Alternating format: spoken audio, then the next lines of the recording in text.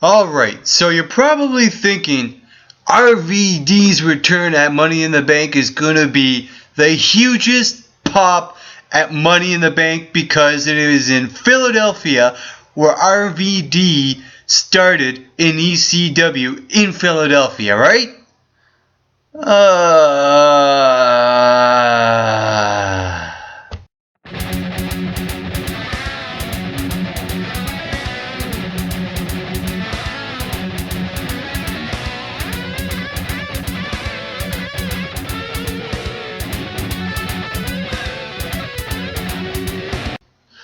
Hey, what is going on, everyone?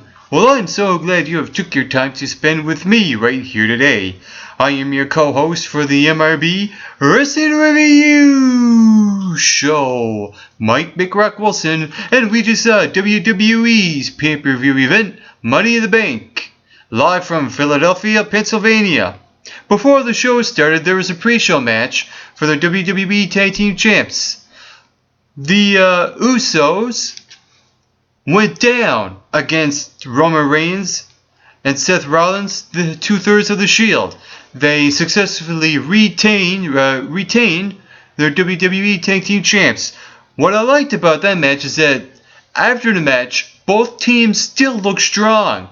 It was one of those matches where, the Usos almost had the match won, and then out of nowhere, Roman Reigns comes in to save the day, and then with the spear, retain their titles.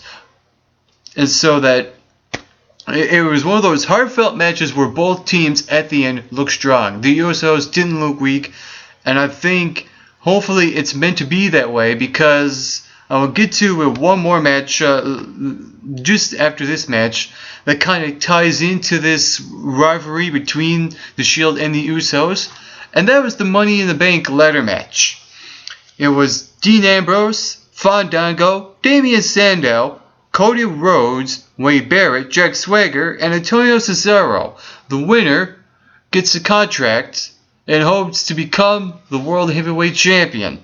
And what I liked about the match is that when Dean Ambrose was, almost losing the match, out comes Seth Rollins and Roman Reigns to try to get Dean Ambrose to win the match. And what happened? The Usos came out and evened the odds. So this rivalry between the Usos and the Shield, clearly it's not over. And that's what I like about this rivalry now, is that this rivalry feels like has been formed at Money in the Bank. And for that reason, I think they will get a future title shot within the next few weeks.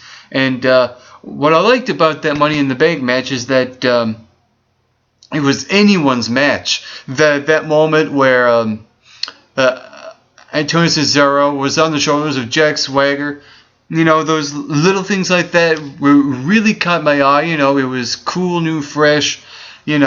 All these elements into this one Money in the Bank ladder match really kept that going. And the end result was Damien Sandow reaching high up on the ladder and retrieving the briefcase. And in the process, took down his Team Rose Scholars member Cody Rhodes for the win. And after the match, after Damien Sandow walked up the ramp with the briefcase, you saw that look on Cody Rhodes, that I have been betrayed by my best friend look. That kind of look, the kind of look that makes you want to kind of be on the side now of Cody Rhodes, to cheer him on, to turn him into a babyface, to make you want Cody Rhodes to get revenge on Damien Sandow. Here is what I like about this. Damien Sandow really felt like the dark horse throughout this match, and what I like is that the silent guy won. And speaking of silent, I will get to the Money in the Bank All-Stars match later on. But before I do get to that, Damien Sandow winning, I see him now not cashing in that Money in the Bank anytime soon, because right now he can concentrate on this supposed rivalry now with him and Cody Rhodes that could lead to a rivalry. And then after that rivalry, after Damian Sandow kind of probably goes over, Cody Rhodes will probably cash in sometime in the future. Also last night, it was AJ Lee going one-on-one with Caitlyn for the Divas Championship. And what happened? AJ Lee retains the championship. I thought that was the right way to go because AJ Lee is the face of the Divas division. And now, with that being said, will Dolph Ziggler become the World Heavyweight Champ and be the power couple, Divas Champ and World Heavyweight Champ? Well, I will get to that later on. Also last night, Chris Jericho went one-on-one with Ryback. And what I like about this match was that Ryback won the match because he needed that win. Ryback needed that win to get momentum back. But the real logic out of that was that it was kind of a weak finish for Ryback. It wasn't a shell shock followed by a 1-2-3. It was a missed line followed by a schoolboy. It makes sense with the Cryback character. And with that said, it was a weak finish, but at least he won the match anyway. So kudos to Ryback. Hopefully he shuts up and stops whining and complaining and has Vicky Guerrero as a mouthpiece within the next few weeks because that is what Ryback needs. Also last night, Curtis Axel successfully defended the Intercontinental Championship against The Miz. Right way to go. I thought Curtis Axel losing the title is too soon. I'm glad that didn't happen, and I'm glad that Curtis Axel retained his Intercontinental Championship. And I'll tell you this much, this won't be the last time you'll hear me mention Curtis Axel in this review of Money in the Bank. And speaking of Money in the Bank, the next match was actually Alberto Del Rio and Dolph Ziggler. This was the third last match on the card, and what I like about this match was that it was a nice, interesting back and forth, match. You kind of didn't know who was going to win, because the crowd was so invested into Dolph Ziggler and Alberto just getting the heat from the crowd. So you really kind of split 50-50 to make you think, okay, where is this going to go? Where is this going to lead? What's the story that's going to play out here, right? And then AJ Lee's music hits. Of course! I see it coming! AJ Lee is going to cost Dolph Ziggler the match, right? Well, what happened was, okay, AJ Lee skips around the ring first, and then decided to go in the ring. And with the Divas Championship, hits Alberto Del Rio in the head. What was she thinking, even in front of the referee? Did she mean to do that on purpose, or was that by accident?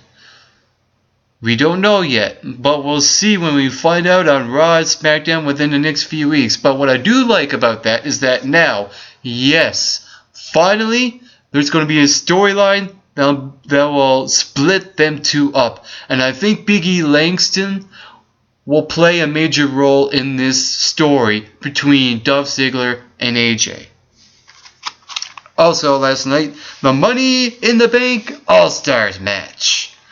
CM Punk, Randy Orton, Daniel Bryan, Christian, Sheamus, and the return of Rob Van Dam. Here is what I didn't like about this match. RVD came out first. Okay, so if the logical thing is to make the audience anticipate his return, here's the thing though. He should have came out last because it will make the audience cheer more and more and more for Rob Van Dam to show up, to be that sixth guy, to be that last guy, to get that major pop. What happened? They pull him out first. It was a horrible crowd reaction, and Daniel Bryan got the most cheers out of anyone's entrance in that match. There's something wrong there. RVD shouldn't have come out first. RVD should have came out last. He would have had that major pop coming out last because the anticipation could have been there, but they didn't go that way. That sucks. I'm sorry, WWE, but you failed in the entrance department last night for the big return of Rob Van Dam. You invested so much time, 48 seconds, into someone's return, and you put him out first. Ridiculous! I don't know. Anyway, there's your excitement for today, fans. Okay, with all that being said, alright. The match, fantastic. And, well, actually, there was a match before that. John Cena versus Mark Henry. Okay. The Money in the Bank All-Stars match was the main event. Okay. John Cena, Mark Henry, for the WWE Championship. And, what I liked about that match was that, it was a back and forth, World Strongest Slam, AA, etc., couple of STFs, alright. But here's the thing. That wasn't really the best match of the night because that was a little bit predictable. I knew John Cena was going to win, but there were moments in that match where I thought Mark Henry was going to win that match. I think Mark Henry should have won that match because here's a guy that's been around for 17 years and invested so much time in the WWE, and I think WWE should have gave back and have Mark Henry win that match, but no. Super Cena had to make Mark Henry tap out. Of course, he's a champ now, going into SummerSlam, maybe? Hope, or will someone cash in on John Cena before then? Hey, you never know. Anything could happen.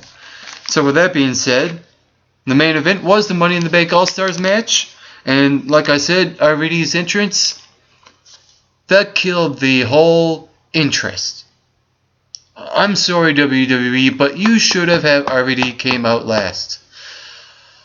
The anticipation would have been there if you'd done that. And I keep repeating myself over and over until you get it in your heads. Alright. Those things I really didn't like. But what I did like was that one of my guys in my prediction video came true.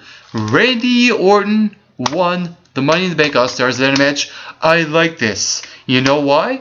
Randy Orton has been good for the past few weeks, and he's been silent as well as Damien Sandow winning. The silent guys won at Money in the Bank. I like that Orton won because now there's going to be anticipation for a possible Randy Orton John Cena match.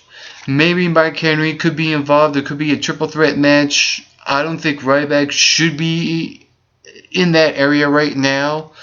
But I think with Randy Orton, he could cash in at any time now.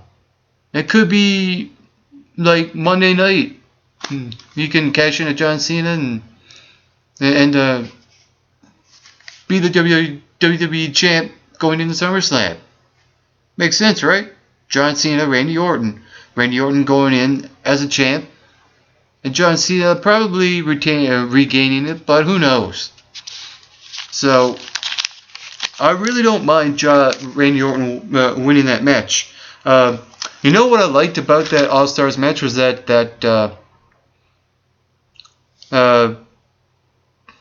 was the end of the match. But before Randy Orton won the match, Curtis Axel came out and attacked Daniel Bryan. Oh, okay. Is this going to be a step back for Daniel Bryan? Is this going to form into a rivalry between Daniel Bryan and Curtis Axel? I don't know if winning the Intercontinental Champ for Daniel Bryan is the right way to go for him, because he got all this, energy fired up, getting over with the crowd. He should be going for the main title instead of the Intercontinental Championship. So I really don't see the logic in that. Until CM Punk nailed to go to sleep on Curtis Axel, I think that was meant to happen on purpose. And so I think this is going to be some sort of secondary thing between Daniel Bryan and Curtis Axel. But with that being said, and then Paul Heyman comes out and he has this little spat with Curtis Axel while he's laying on the floor. He was like saying, "What were you thinking? Blah blah blah blah blah blah. What were you thinking about going out there and doing that?" Stuff like that, right? Okay. It's Paul Heyman, people. Alright? He's Paul Heyman. We all know him. He's the slime ball. You never know what he's gonna do, right? So he tries to help out CM Punk, to climb up the ladder.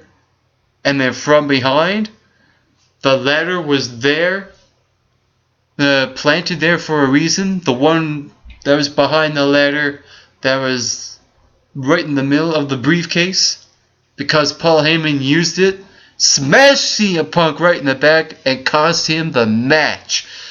Here is what I like about this.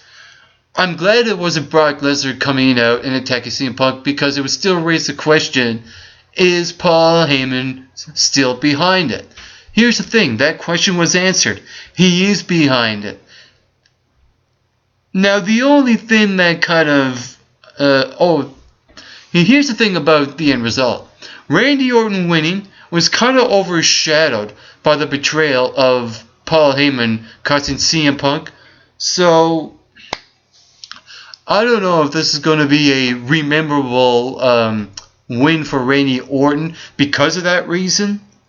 But I still like that Randy Orton won, because I see major things happening for Randy Orton.